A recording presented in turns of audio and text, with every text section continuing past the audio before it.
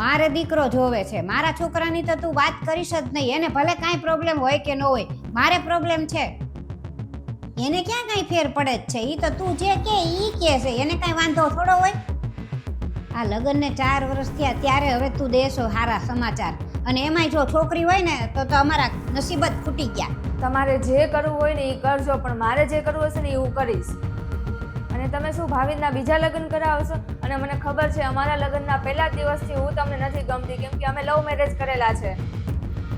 તમે ત્યારે તે અમારી વિરુદ્ધ હતા ને આજે તમે અમારી વિરુદ્ધ જ છો. તમારે જે કરવું હોય ને તમે કરી શકો છો. બહુ છો તું, બહુની રીતે રહે, અને અમે તારા ઘરમાં નથી રહેતા, તું અમારા ઘરમાં રહેશ.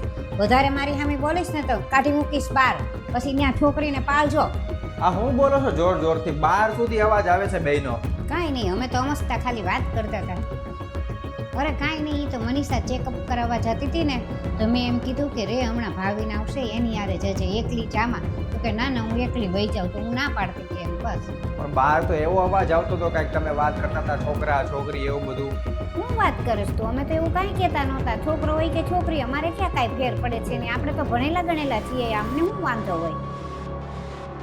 અરે આ તો હું એમ કહેતી હતી કે છોકરો હોય કે છોકરી તો આપણને ખબર પડી જાય એમ. જો ડૉક્ટર કહે કે છોકરી છે છોકરો, તો એ હિસાબથી આપણે બધા કપડાં લઈએ, એનો રૂમ તૈયાર કરીએ, એમ ખબર પડે. એટલે કે એક કામ કરું, મનીષાને પૂછી લો જે કાંઈ વાત હોય ને. મનીષા શું વાત હતી? તમે આવ્યા ને એટલે ફરી ગયા ને, બધું ખોટું બોલે છે. હું તમને કહું કે શું કહેતા હતા? મમ્મી જાણવા માંગે છે કે મારા પેટમાં છોકરો છે કે છોકરી છે, અને કદાચ છોકરી હોય ને તો હું એબોર્શન કરાવી લઉં. અને મમ્મીએ તો એમ કીધું કે એબોર્શન કરાવવામાં હું ભલે મરી જાઉં તો ગમે એ થાય તો તમારા બીજા લગ્ન કરાવી લેશે. અને આ બધું ન કરાવ્યું તો એ આપણને બેયને ઘરમાંથી બહાર કાઢી મૂકશે, કેમ કે એનું ઘર છે. જો ભાવિન, મમ્મીએ તો ક્યારે કોઈ દિવસ મારા માટે સારું વિચાર્યું જ નથી. આ તો હું તમારા માટે ચૂપ હતી. અને આપણે લવ મેરેજ કરીને કઈ ભૂલ કરી છે? અરે હું તો ખાલી એટલું જ કહેતી હતી કે પેલા ખોળે દીકરો હોય ને તો વધારે સારું, બાકી દીકરી હોય કે દીકરો મને કાંઈ ફેર નથી પડતો. અને મનીષા તું કેમ ખોટું બોલે છે? અમે મા દીકરા વચ્ચે ઝઘડા થાય એવું તું ઈચ્છે છો? અને આવા ઝઘડા કરાવીને તું હું અમને અલગ કરાવવા માંગે છો? વાહ મમ્મી, તમને તમારા છોકરાથી દૂર થવામાં બીક લાગે છે તો હજી તો મારા છોકરાનો જન્મય નથી થયો અને તમે મારવાની વાત કરો છો. તમને મારાથી તો કાંઈ ફેર જ નથી પડતો, તમને ખાલી તમારો છોકરો જ જોવે છે. અરે પણ તું એવી કેવી વાત કરેશ? મેં ક્યાં એવું કાંઈ કીધું? આ છે ને તને ચડાવવા માંગે છે. બસ મમ્મી, હવે ચૂપ થઈ જાવ ને તો સારી વાત છે, કેમ કે હું બધું અહીંયા બારું બહુ સાંભળતો હતો. તમે જે કાંઈ વાત કરી ને ઈ, અને તમે તો ભણેલા ગણેલા થઈને આવી વાત કરો છો.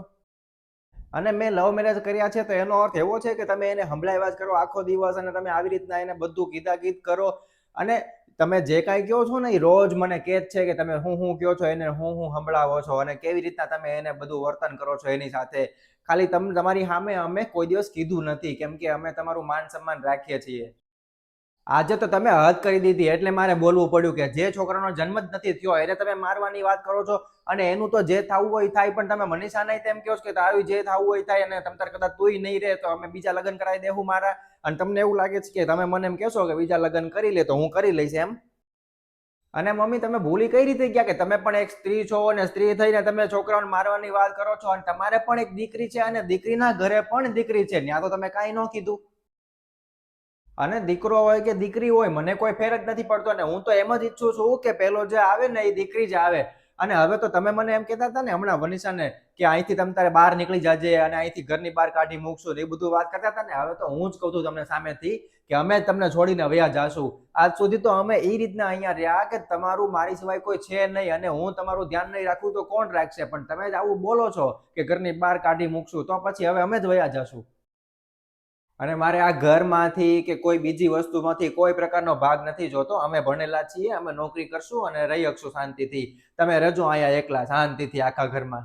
ના ના ભાવિન, તું ઘર છોડીને ન જતો, અને અમને માફ કરી દે, મારી ભૂલ થઈ ગઈ. અને હવે પછી હું કોઈ દિવસ આવું નહીં કહું. અને દીકરી તો ઘરની લક્ષ્મી હોય છે, અને દીકરા દીકરીમાં ફરક ન કરાય. મેં ભૂલ કરી.